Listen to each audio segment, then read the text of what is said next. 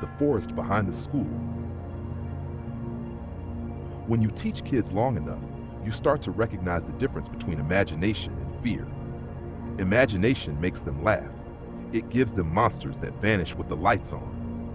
Fear makes them quiet. It lingers behind their eyes, heavy and cold, like something watching from the corner of the room. The day Tommy came running out of the forest, alone, shaking, covered in dirt, I realized I'd underestimated both. I taught at St. Mary's Elementary, a small rural school where the paint peeled from the windowsills and the heater clanked like an old man coughing through winter. Our playground sat at the edge of the woods, a dense wall of pine that swallowed the afternoon light by 3 o'clock. The kids called it the Horned Man's Forest. Said he lived among the trees and only came out in October when the leaves turned the color of dried blood. I brushed it off as campfire talk, one of those legends older kids whispered to scare the younger ones. But every fall, someone left chalk drawings on the blackboard before class. Antlers. Always antlers. We joked about it. The janitor said it was probably a prank. I laughed too, but not comfortably. There's something about repetition that unsettles you. The same shape, the same time of year, no matter how many times you erase it. That Friday, just before Halloween, 4 kids went missing during recess. The bell rang and only Tommy came back. He was pale, trembling, his shirt torn down one sleeve. Dirt streaked his neck like fingers. "Where are the others?" I asked, but he wouldn't look at me. His eyes darted toward the forest, wide and wet with terror. Finally, he whispered, "They followed the deer man." Then he started to cry. And somewhere behind him, past the fence and the whispering trees, I could swear I heard laughter, soft, echoing, and not quite human. The police arrived within the hour. Their radios crackled through the dusk as they combed the forest, voices echoing like ghosts between the trees.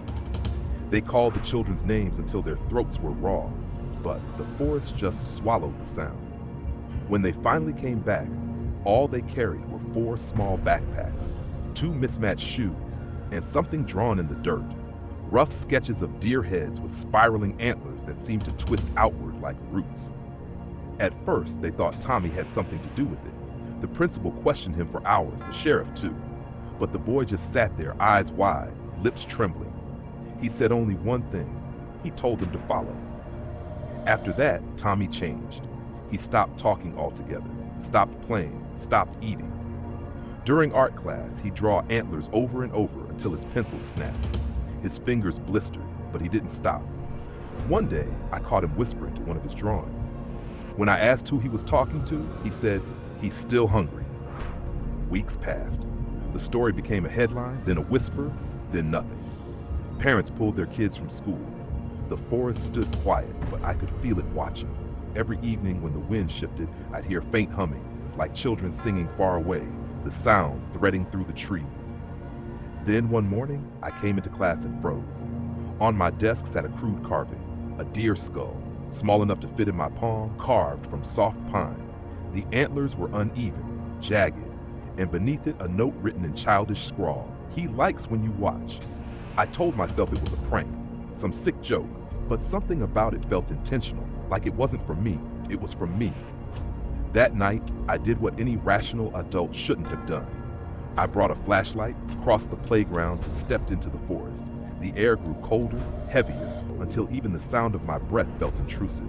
Then I saw them, dozens of paper drawings hanging from branches, fluttering like pale leaves. Everyone showed the same thing, antlers drawn in a shaking hand. And in the clearing ahead, something tall stood watching, unmoving, wearing a deer skull.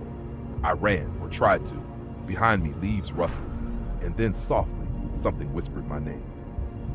The next morning, the police came back with flashlights, dogs, and the same dull disbelief they'd worn since the start.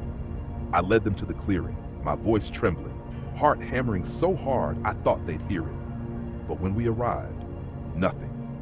The trees were bare, no drawings, no carvings, no footprints, not even the faint indent of where I'd stood the night before. Just untouched snow and silence.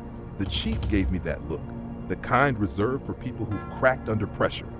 I wanted to argue, to scream that I wasn't crazy. But as I stared at the clearing, even I started to doubt what I'd seen. That night, I sat alone in my living room, staring at the unlit fireplace. Every creak in the floorboards made me flinch. Every shadow on the wall looked like antlers.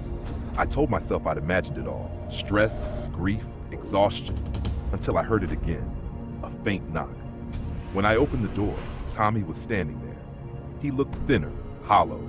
His eyes, once blue and bright, were now cloudy like fogged glass. He said nothing at first, just held out a bundle of papers wrapped in twine. I took them and the smell hit me. Damp leaves, rot, and something metallic. When I unwrapped the bundle, my stomach turned. The drawings weren't on notebook paper this time. They were on something tougher, smoother, like stretched parchment, and each page showed the same scene. A tall figure behind a line of children, antlers twisting above them like reaching arms. In every drawing, one of the children looked newer. I flipped through until I reached the last one. The final figure was me. When I looked up, Tommy was already backing away, eyes glazed, lips moving as though repeating a prayer I couldn't hear. "Tommy," I called, stepping out onto the porch. He stopped at the edge of the yard, turned slowly, and said in a flat, breathless whisper, "He wants new ones." Then he turned and started toward the forest. I ran after him, barefoot on the cold grass, the papers scattering behind me like dead leaves. But by the time I reached the tree line, the forest had swallowed him. And in the dark, something moved, something tall, shifting, waiting. By morning, Tommy was gone. His mother called me first, her voice breaking through static. She said his bed was empty, the window open, footprints in the frost below. By the time the police arrived, the trail was already cold. They brought in dogs, drones, state officers, everyone. But the forest just stood there, wide and innocent, like it had nothing to hide. They searched for 2 days. No footprints, no torn fabric, no sign of struggle. Just the same skeletal trees swaying in the October wind, creaking like laughter. The town changed after that. Parents pulled their kids from St. Mary's before winter break. The school board fenced off the playground and hung a bright orange sign. No trespassing. Forest area closed. It didn't matter. By then, no one wanted to be near it anyway. I resigned 2 weeks later. Packed up my classroom. Crayon drawings, coffee-stained papers, the little ceramic apple the kids had given me the year before. But before I left town, something inside me twisted. Curiosity, guilt, obsession, call it what you want, but I needed to see that clearing one last time. It was early evening when I went back. The air was colder than I remembered, sharp enough to sting. The forest looked different, thicker somehow, as though the trees had crept closer to the fence. I ducked under the warning tape and followed the same path I had before, counting every breath. The clearing was still there, empty and quiet. But then I saw it, a single tree, its bark rough and scarred, and on it drawings. Pinned there with rusted nails, fresh ones, the ink still glistened in the dying light. Dozens of pages fluttered softly in the breeze. Antlers again. Antlers surrounding children. And on the bottom corner of one, near the smudged outline of a small hand, was a name written in uneven letters. Tommy. I called his name before I realized what I was doing. My voice cracked the silence, echoing into the trees. No answer. From somewhere deep within the forest came that same humming I'd heard before, faint, rhythmic, childlike.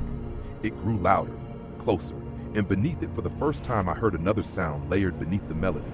Something deeper. A breath, a whisper, and it spoke my name. It's been 10 years since that autumn.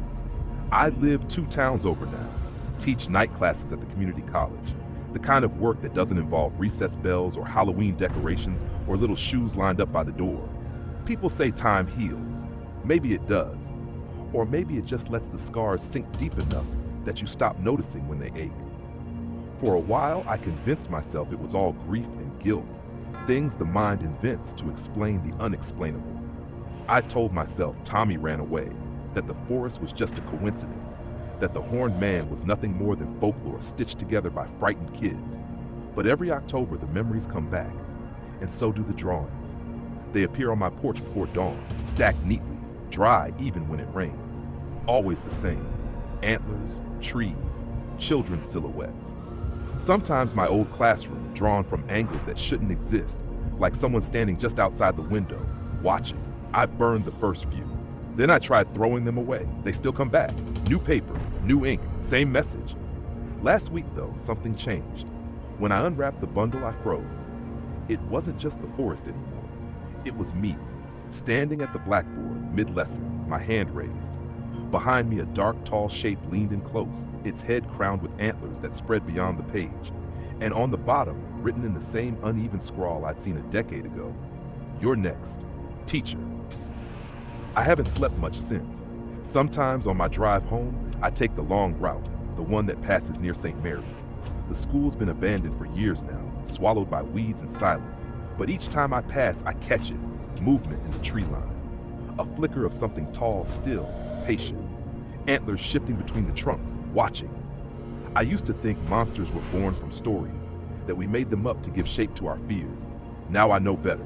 The stories are just how they hunt. If you enjoyed this story, please like the video. It really helps this channel grow and keeps these stories alive. Subscribe for daily horror stories and share this one with someone who loves a good scare. There's another story waiting for you on your screen. I'll see you back tomorrow.